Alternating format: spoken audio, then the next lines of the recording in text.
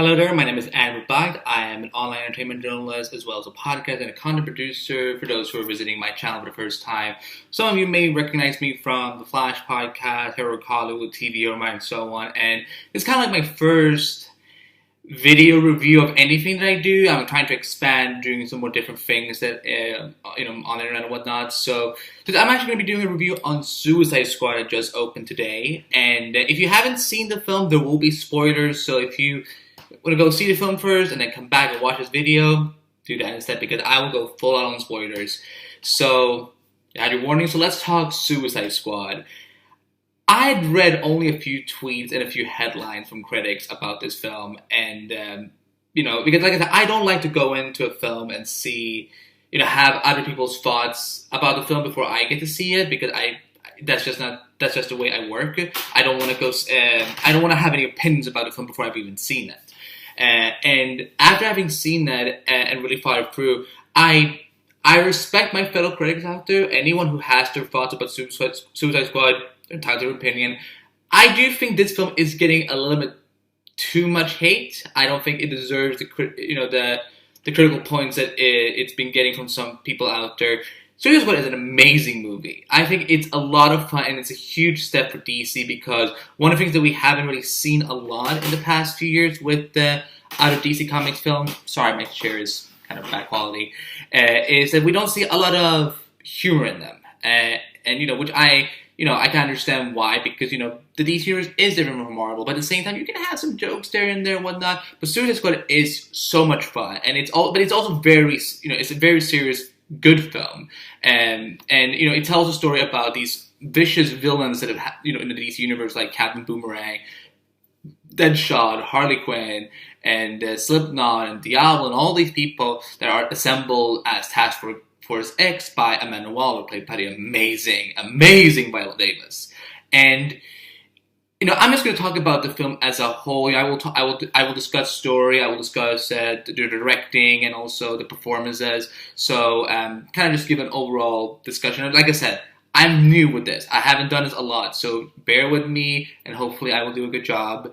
And I think as a whole, David Ayer, who I'm not familiar with his work before and so on, but everything I read of him in interviews and like the way he approaches film and whatnot is something I've been intrigued by since the first Comic-Con trailer he did, Comic-Con panel, last year in San Diego. And he really likes to get into the heart of the characters, but also make sure that they fit into the world of cinema.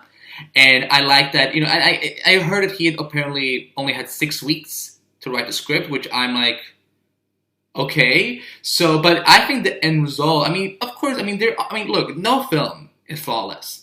There's always things that can be improved upon and whatnot, and of course that's the case with Suicide Squad. But it's in no way anything like a Green Lantern or Catwoman or Batman or Robin or Fantastic Four.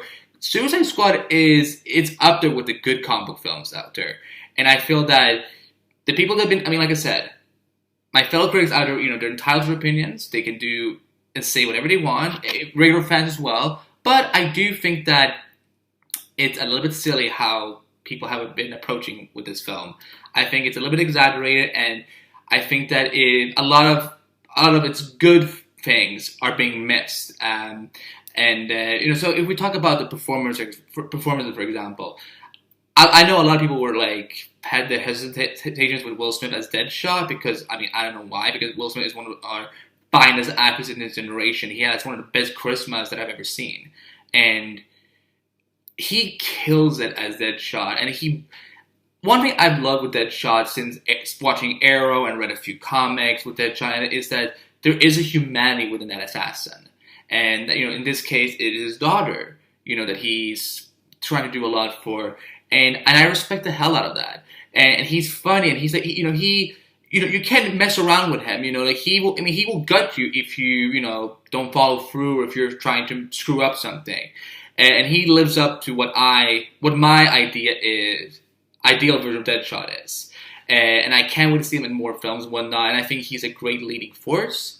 And I love that that they worked in that Will Smith charisma that only he has. And there's a lot of great actors in this film, and there's a lot of characters that we see in this film. Some are not showcased as much, like for example, we didn't really get to know Slipknot because, well, spoiler, he died like early in the film, and I think someone that I think a lot of fans are going to respond really well to is Diablo, and who I was not prepared for what that character was going to be, because I mean I'm familiar with Harley Quinn and Joker and Deadshot and Captain Boomerang, but Enchantress and Slipknot and El Diablo, like those are characters that I'm not familiar with. So, and that's one of the fun things for me as a passionate DC Comics fan, also getting to explore those other characters that I haven't really noticed. And with Suicide Squad, like I said, there are a couple of flaws. I will say that while the big bad were kind of generic in terms of like, oh, we're a magical creature that wants to merge worlds and all that, I kind of like the fact that it was a female big bad. And Cara Delevingne did a great job, I think. I mean, I think they could have done more. I mean, this film is also very short. It's only 2 hours long or something like that. It's usually 2.5, like movies are like, I'm used to going to films that are like 2.5 hours, 2 hours and 15 minutes and whatnot. But in the case of Suicide Squad, it was just 2 hours, which I hope the sequel is longer, because I think there's so much you can do with that. And but like Captain Boomerang, for example, who I'm not. I think Jack Gordon is a good actor. I just thought the way he looked in the film looked a little bit silly. But then I realized, hey Andy, his name is Captain Boomerang. You can't get sillier than that. And he was badass, and he was funny, and I like that he had a little Flash connection, and even though I still don't know how to feel about what they're doing with Ezra Miller as Flash, I don't like the way they do the speed, because as someone who hosts a Flash project, I'm used to seeing the speed coming out of Barry, not behind him and be delayed and whatnot. But I know they're trying to separate themselves for the TV show and whatnot. But at the same time, it's like only makes separations and differences that make sense, not the things that are like why is the lightning? Anyway, it was a brief cameo, so whatever. But I like that they had the connection, and Captain Hardy is so funny, and I hope we get to see absolutely more of him, because he's a blast. He's a huge blast to watch. Margot Robbie, like we all knew, she stole the show as Harley Quinn, and I, as someone who's been wanting to see Harley Quinn in live action for a very, very long time, the wait was worth it. Margot Robbie is just so, like, you don't even think about her as Margot Robbie. Like, when you see that character, you think of, that is Harley Quinn. That is not an actor playing Harley Quinn. That is, for real, Harley Quinn. The origin stories that they do, one of the things that I love, the way they told the stories of these bad guys in Flashpoint and whatnot, was when Amanda Waller, Viola Davis, Queen, when she was, going through their files and whatnot and kind of explaining who these people were. And the graphic, I love that this was a very different way of telling stories and whatnot. Like, it kind of felt like kind of a spy movie at the same time, but also at the same time a comic book film. But we don't really see those kind of elements come together in films like this. So I love the way they told those stories, like with Floyd and his daughter, and how he got taken down by the Batman, and Ben Affleck is badass, I'm just saying. And and like we see the tragic fall of Harleen Quinzel with Jared Leto's Joker, who, by the way, I wish we'd seen more of him. I know there was a couple of scenes cut from him in this film, but here's something that I don't think a lot of people have thought about, and this is something that I picked up on when I was talking to Jeff Lowe, who's the Marvel TV president, and he's one of the producers on Luke Cage. I was interviewing him at Comic-Con, and we were talking about how, because Luke Cage was introducing Jessica Jones, and he pointed out something that I had not even thought about, which I am now taking for Harley and Joker in this film. The Luke we see in Jessica Jones is from Jessica's point of view. That's why we don't see all of the things that Luke... we don't see all the sides of Luke. We see the way that Jessica sees him. And I think that's the thing in Suicide Squad. Even though, yes, he's a big bad... He might be the biggest, most popular DC villain out there. But this wasn't about Joker. This was about the Suicide Squad. And that's why... And I think he was only there to help establish Harley's origin story. So, as much as I would love to see him in a couple more scenes, I'm happy we didn't get to see a lot of him, that he was kind of in the background, kind of being mysterious, because I kind of want the Big Bang to be when he debuts in the Batman movie, which I think he's going to be in the Batman movie with Ben Affleck. At least maybe the first one. I mean, if not, maybe at least the second one and whatnot. And there's that great homage to Harley Quinn and Joker, that artwork by Alex Ross, where she's like full out in Harley Quinn costume, like the classic from the animated show. Dude, like I freaked out. Like I had to grab someone's knee when that happened. My own. I didn't grab a stranger's. Don't worry. I'm not that weird. I'm only a little bit weird. So I loved that, and it was such a great homage. And I think the things we saw of Jared Leto, I liked. But I feel like we will love him more when we see him in upcoming DC projects. And I like the whole costume and the way the makeup has been done and whatnot. And I also love the fact that Margot Robbie's Harley does live up to that she can stand on her own. Like there is that struggle of going back and forth between being, the Joker's sidekick, Joker's most loyal partner, but also being her own character. There's some amazing action scenes in this film. David Ayer and the stunt coordinators, they did a phenomenal job in showing that these people, they can stand on their own. Yes, they might get defeated by superheroes and whatnot, but like they can take care of themselves most of the time. And Harley she is crazy good.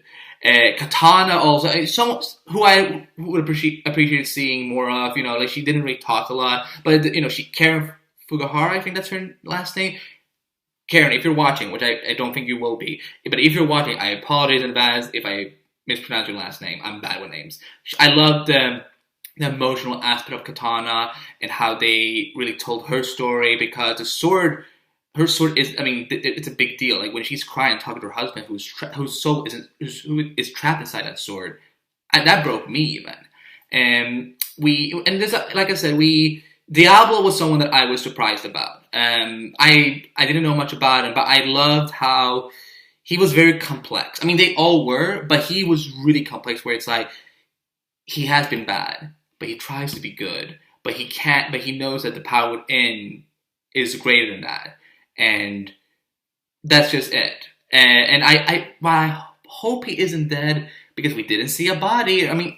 Guys, his name is El Diablo.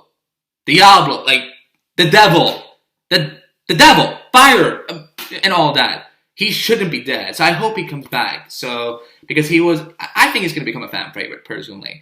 Cara Delevingne as Enchantress, I was surprised by, because I didn't know what we were going in for with her, because I was thinking, well, she's part of the squad, right? I'm glad we didn't know who the big bad was, but I was kind of like, so she's the threat that they have to deal with, and her brother. And I like the relationship she had with Rick Flag. Joel Kinnaman, I haven't seen him in a lot, but I know of him, I know some of the things he's done, and he killed as Rick Flag. Rick Flag isn't one of those like big brandable characters and whatnot, but I think Joel Kinnaman thanks to him, he's raised, I think he's going to raise the awareness of Rick Flag. I like that he was a complex military soldier who had his issues with Amanda Waller, because she knew how to play him because of Enchantress. And he was very funny. He was very snarky and sassy, and I really enjoyed that. Killer Croc, he was dope. The design, I think I need to get used to it. It's nothing that I'm against. I just have to get used to it.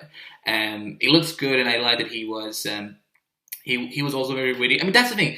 A lot of people are saying, well, this is DC's version of Guardians of the Galaxy. No, because first of all, Guardians of the Galaxy didn't have any stakes, really. But Suicide Squad, with their opening movie, of course, there is a title with that and the whole element of Task Force X. But the fact that we did lose a couple of characters, and that even though, yes, we know that Margot Robbie has probably signed up for several DC films, and so has Will Smith and Jared Leto and all these people and so on, I like that there are stakes. The danger is real, that damage can be done, and I think that's a good thing when you're telling a story. Otherwise, it feels like, all right, it's a fun adventure, but we know no one is going to die. So, in Guardians, as Guardians is one of my favorite Marvel movies, I've always said when it comes to Marvel, it does feel like there's a lot of stakes in that universe. But we're starting to see that time from time, mostly on TV, on the Marvel shows. Not so much in Marvel films, but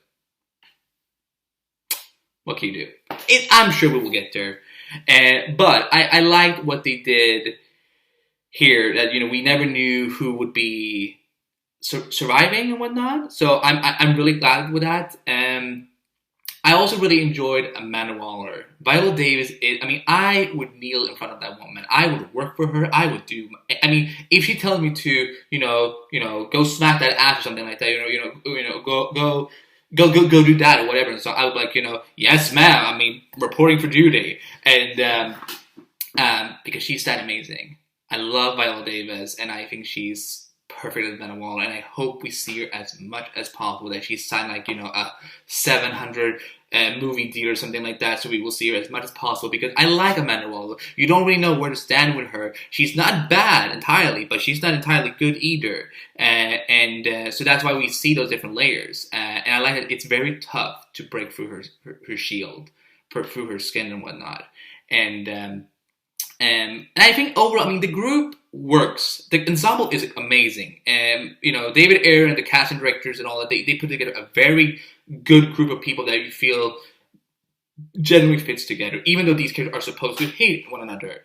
And the one thing that I was a little bit let down by was the reveal of Scott Eastwood's character, because I'm like, okay, they've been keeping his character a secret now for almost a whole year and a half, and who does he play? No one. Not really. I mean, he plays a side, he plays, one of Flagg's soldiers and whatnot. But I thought, when you get someone like Scott Eastwood, it might be better to service him in a role from the comics, maybe. I thought at one point that maybe he was Roy Harper. And I thought, he was wearing the cap. And I know that's the silly thing, oh, anyone can wear a cap and be Roy Harper. No, I mean, I thought maybe for a second there that maybe that was supposed to be a grown-up version of Roy Harper, and that the cat was supposed to be, at some point we would see him just pull out a bow and arrow and just be like, okay, let me take care of this shit. But he wasn't really. I mean, he played a side character, and then I think he got killed off. That's it. I'm trying to think else what. Because I've touched upon, I've talked about Katana, Harley Quinn, and Deadshot, Rick Flag, Killer Croc, Enchantress, Diablo. I mean, I don't think I'm really missing anyone. I think that tone-wise, this is it fits in with the D6 in the universe, but it does feel like it is something of its own. And I like that, I mean, I think David Ayer was the right man for this. I think because he at Comic-Con last year, he kind of talked about, look, we're not shitting around. We're all about the lore and whatnot. And I think that he made them justice. And I think, like I said, I mean, people will do the Marvel comparisons or the Guardians comparisons, but I think Suicide Squad is its own thing. And I like that. And that's also the thing. I love the fact that Suicide Squad doesn't serve as a movie for something else. I mean, there is that post-credits scene, spoiler alert, when Bruce Wayne starts getting those information about those metahumans, one from Amanda Waller and whatnot. But it's not, the movie isn't being used as a setup for Justice League. It's just, here's a little tease of what the next chapter is all about. But in the end, I came for Suicide Squad, and I loved Suicide Squad, and I left the theater after seeing Suicide Squad, not being all stoked about Justice League. I'm like, okay, cool, he's getting the file from Amanda Waller. I mean, look, I love Amanda Waller, Bruce Wayne / Batman whenever they have interactions. I don't know if I would ship them. I mean, Badwall, #Badwall, Wallbat, I don't know, Twitter, internet, let me know. And I just like that they have the dynamic here, because they are power players, and they don't break easy. But when they do, it has to be against someone that is just as strong as they are.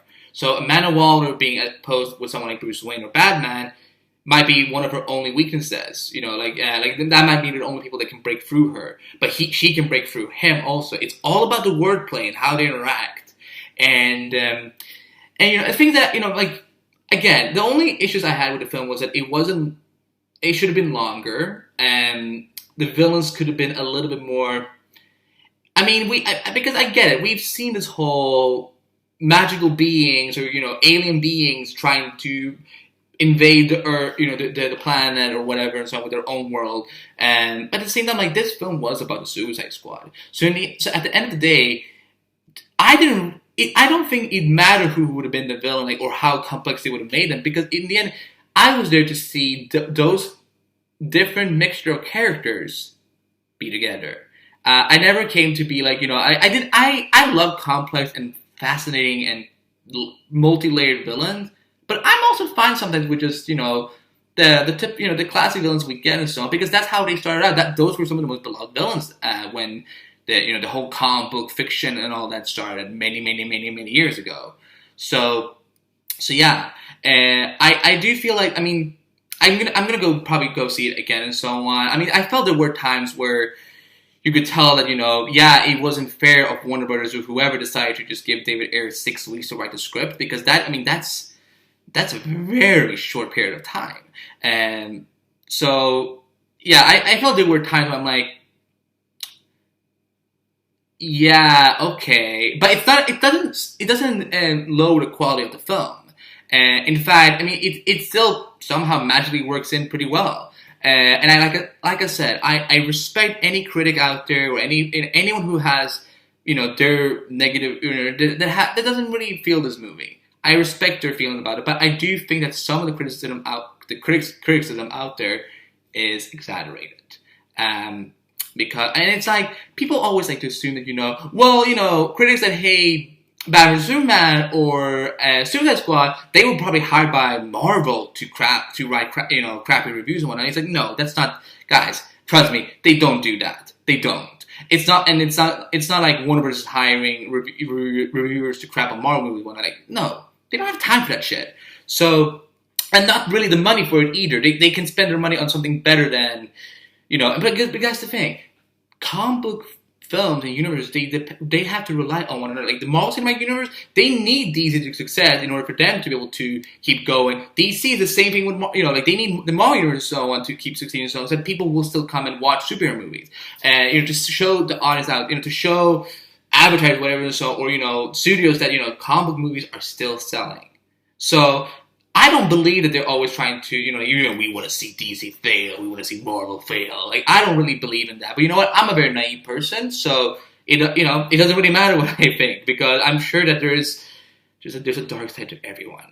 And yeah, but as a whole, the film is so funny, but it also has a lot of humanity to it. Like, there's a phenomenal scene in the third act, I believe, when all of the remaining squad members, they have a drink, they go to the bar and whatnot, and Diablo tells the tragic story of what happened to his family, how much he let loose with his powers, and why he decided to then restrain himself within. And there's a great speech by Harley, how look, we can't be normal people. We can, I mean, because there's a later point in the film where Enchantress tries to trick them and kind of make their wishes come true, but just in an illusion. And we see how each of these characters would have preferred to live.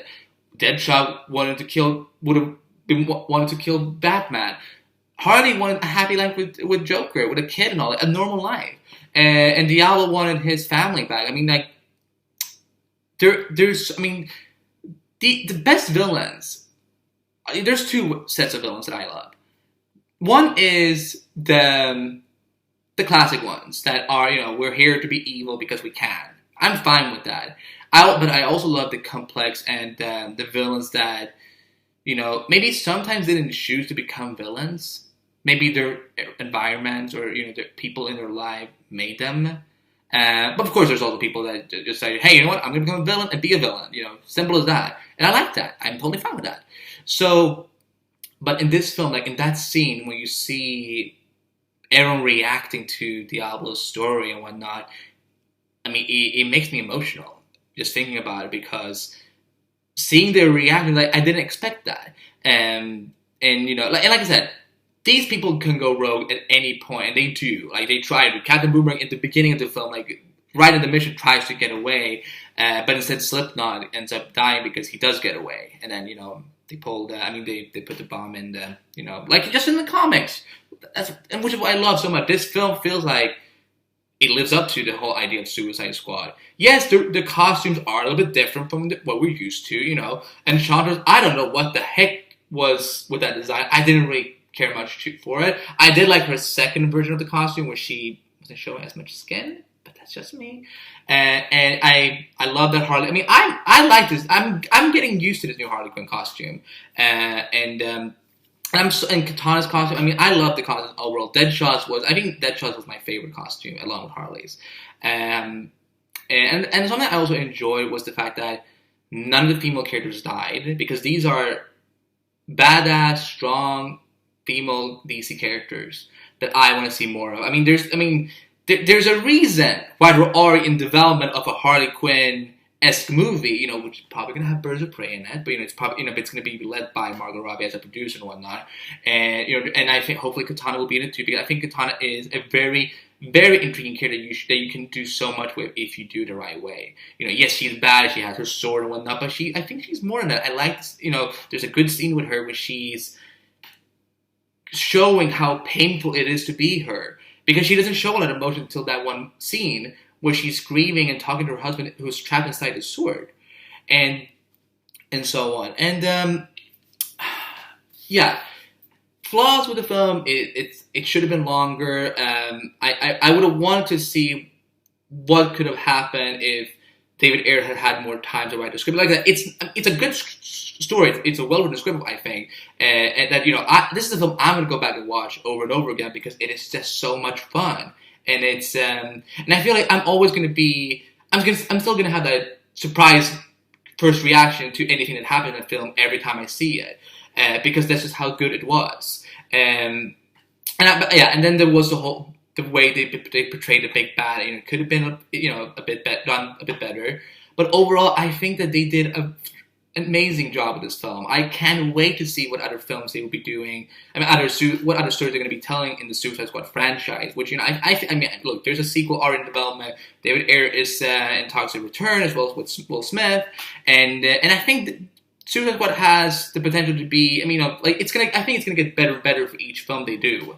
So, and I like the fact there were stakes in this film, and that also at the end of the film, when we see Joker break Harley out, that's where I'm like, you know what? I wanted at least one of those villains to win, because she gets out, and then we will see how will she go with him? Will she stay? What is her next story? What is her next chapter? That's what I look forward to see. So yeah, as for a rating, I would give this film a 4.5 out of 5. It's a very strong, fun movie, good, awesome action, and it is an interesting group they put together. So yeah, David Ayer, Will Smith, Margot Robbie, everyone who was involved with this film, they deserve all the applause, because this is one of the best comic movies I've seen this year, and I can't wait to see what's coming up next for Suicide Squad and the large DC extended universe. So yeah, but those were my thoughts. What do you think of the film? Let me know in the comments below. Also, if you like this video, why don't you give it a like? And maybe subscribe to my channel for more videos like this, and more some of my interviews that I do for some of the websites I work for. And you can find all of my social media accounts in the description below. On Twitter and Instagram, it's basically just at Behbakht, BHBAKHT, and Facebook.com/AndyBehbakhtOfficial. And you can find all my work that I do for TV Over Mine, Heroic Hollywood, The Flash Podcast, The Mall Report, and DC Podcast, all at AndyBehbakht.com. So, like the video, subscribe, leave a comment below what you thought of the film, and yeah, I will see you next time. Happy Suicide Squad.